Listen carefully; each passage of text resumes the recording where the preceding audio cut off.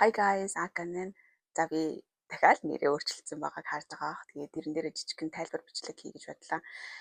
YouTube хийгээд би үшээ 6 жил болж байхдаа нэрээ хичнээн ч удаа өөрчлөв. Яг өөрийн гэсэн юм олж чадахгүй маш хэцүү хэдэн жилийг үдлээ. Анхнаасаа ер нь яагаад YouTube хийх болсон бэ гэхлээр Ирландд байх үедээ ковидоор за ингээл Монгол руугаа буцаж чадахгүй ер нь л ингээд эндээ хүчлээ гэж бодсон. Тийх үедээ охиндоо ядаж бичлэг хийж үлдээе да гэсэн үднээс анхныхаа бичлэгүүдийг зөвлөгөө маркаар хийгээд охин маань хүн үзэх нь хамаагүй охин маань том болчиход ядаж үзэгтэй гэсэн байдлаас дурсамжтай юм да гэсэн үднээс бичлэгүүдээ их хийдэг байсан. Тэгээд ирчээд ч гэсэндээ аяллаа бичлэгүүд, сэтгэл зүйн бичлэг, daily vlog, охинтойгоо бичлэг хийж эхлэхдээ тэр маань охины маань аюулгүй байдалд нөлөөлөд байгааг анзаарсан. Одоо гадаа явж хахад охины маань хүмүүс таньдаг ч юм уу тий. Тэгээд тэрнээс жоохон эвгүүцэнгүүдээ охиноо нэг бичлэгэндээ оруулахаа болоод явсан. Тэгэл ингээд нэрээ хичнээн өөрчлөөл ингээд агуулгаач өөрчлөөд байсан шалтгаан нь би өөрийгөө л олохгүй байсан юм шиг байгаа юм. Гэхдээ одоо болвол би өөрийгөө олчихсан. Юу болсон бэ гэвэл 10 сараас эхлээд эцэг эхийн сургалтанд сууж эхэлсэн баггүй юу? Ер нь сэтгэл зүйтэйг ажиллаж гисэн гол шалтгаан маань мэдээж дахиад охиныхоо төлөө өөрөө идгэж өөрөө эрүүл сэтгэл зүйтэй байж ээж охиноо эрүүл сэтгэл зүйтэй охиндоо сайхан амар амгалан тайван ирээдүг бэлгэлж чадна. Тийм учраас би өөрийгөө өөрчлөх ёстой гэсэн үгнээс сэтгэл зүйг маш их судалж явсан.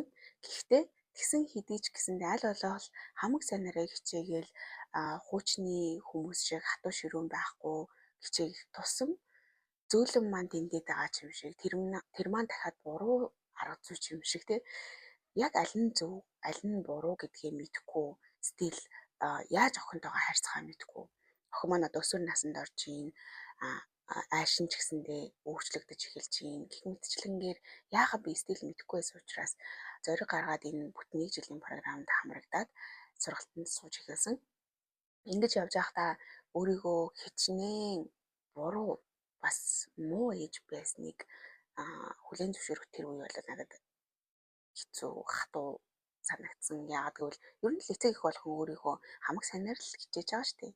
Гэтэл одоо ингээл жишээ нь зүгээр л гэртээ нэг юм дасгал хийж яхаар нэг коучтэй дасгал хийх юм бол үр дүнд илүү хурдан хүрнэ. Яагаад гэвэл коуч чинь яг хаана аль булчингаа ажилуулахын тулд ямар дасгал хийх ёстой вэ гэдэг чинь хэлээд өгөх учраас яг хүссэн үр дүндээ маш хурдан хүрч чаддаг. Тэ яг ялгаагүйгээр би зүгээр л хичээгээл байна.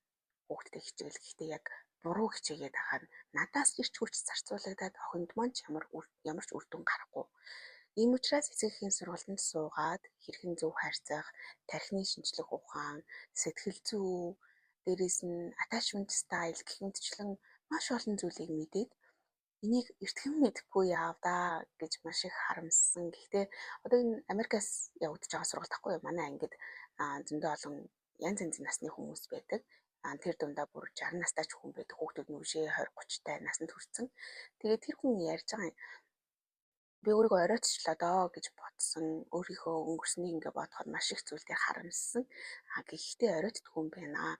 Би жоох өөрчлөгдөхийн төдийд миний насанд хүрсэн хүүхдүүд өөрчлөгдөж байгааг анзаарсан. Тэгээд тэд нар маань өөрчлөгдөх юм бол бидний ач зээнэр маань илүү тайван амгалан гэр бүлд өсөж чаднаа. Тэгэхээр оройтдгүй юм биш үү гэдэг санааг хэлэх үед нь за окей ямар ч тач хизээж оройтдгүй юм. Хүн өөрчлөгдөхөд, хүн сурахад хизээж оройтдгүй юм байна гэдгийг ойлгосон.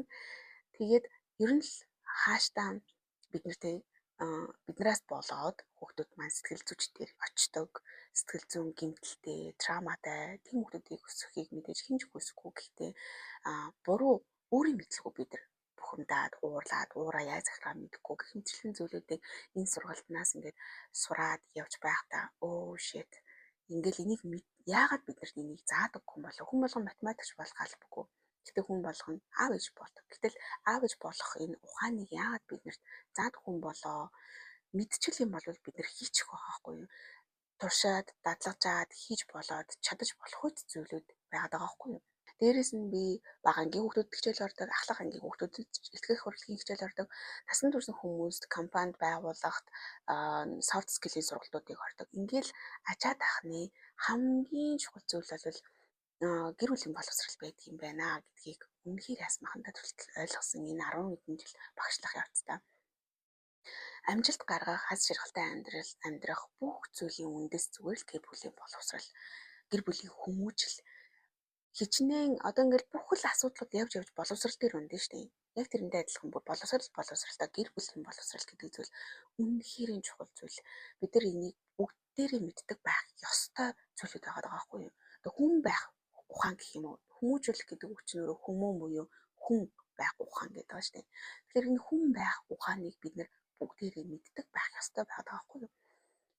Энэ хүслээ тэгээд дээрэс нь энэ олон мэдэж авсан мэдлэгээ ингээд бүр бусадтай хуваалцахаас би бүр тэсэж ядаж хүлээж байна. Энэ 5 сард би сертификат аваад албан ёсоор коуч, parenting coach болно. Тэр үедээ сургалтуудаа бол зарлаад эхэлнэ. Instagram, Facebook, YouTube бүгдийг нь эцэг эхийн зөвлөх AI-руу болгож өөрчилсөн байгаа. Тэр өнгөөрөө өөрийнхөө мэдж байгаа, сурж байгаа, ойлгож байгаа зүйлүүдээ баг багаар шеэрлээд эхэлсэн. Хаашдаа яг энэ YouTube хуудасаараа юу та нартайгаа хуваалцах вэ гэх юм бол ер нь бол би одоо ингээд шалтгаанч туслаа. Ийм учраас ингэсэн, тэр учраас тэгсэн, миний энэ өвдөд ингэсэн, ийм тийм жон гэж бүр үнэндээ шалтгаанч залхаллаа. Өнгөрсөндөө маш их зурлалаа. Мэдээж хүн одоогоо ингээд хаана явж байгаа мэдхийн тулд өнгөрснөө судалж, уншилж мэдэх нь зайлшгүй зүйл. Гэхдээ бас тэрэнд чинь хэмжээ хязгаар гэж байна. Би бол яг одооноос эхлээд өнгөрсөн рүүгээ бүгдийг нь хүлээн зөвшөөрөөд бүгдийг нь ойлгосон, бүгдийг нь уучлах ёстой хүмүүс уучлаад явуулах ёстой хүмүүсээ явуулчихсан учраас яг энэ оноос эхлээд хойшоо нь эргэж харахгүй одоо үргэлж дандаа урагшаа харж явна. Ирээдүйн рүүгээ чиглэсэн зүйлийг ярьж хийж хэлж байх болно. Тэгээд яг энэ сошиал хуудасаар ялангуяа энэ YouTube хуудасаар бол хүн байх ухааныг яагаад тэр нь зөв бэ гэдгийг баталсан шинжлэх ухааны судалгаа, тоо баримт, онол гэх мэтчлэн зүйлүүдийг та нартайгаа хуваалцна. Би ингээд өөрөө энэ сургалтанд сууж байхдаа ийм судалгааны дүн, ийм онол гэж харж хаад амар сонирхолтой надад санагдаад байгаа байхгүй юу? Тийм учраас би англи хэл дээр байгаа тэр онол судалгаа бүх зүйлүүдийг орчуулад та хэдтэй хааштай хуваалцаж байх болно. Хэрвээ та өөрийнхөө мэдлэгийг хөгжүүлж, өөрийгөө хөгжүүлэх сонирхолтой хүн байвал subscribe-а дараад, байнгын лайка дараад, бас хонхоо дарахад битгий мартаарай. Тэгж чадах юм бол миний оруулж байгаа контентээс гоцрохгүй үзэж чадах шүү. За тэгээд зөндөө олон гоё мэдлэг мэдээлэл олох, судалгаа шинжилгээ, баримт, онолоттойгоо дараа дараагийн бичлэгээр уулзцгаая. Bye bye.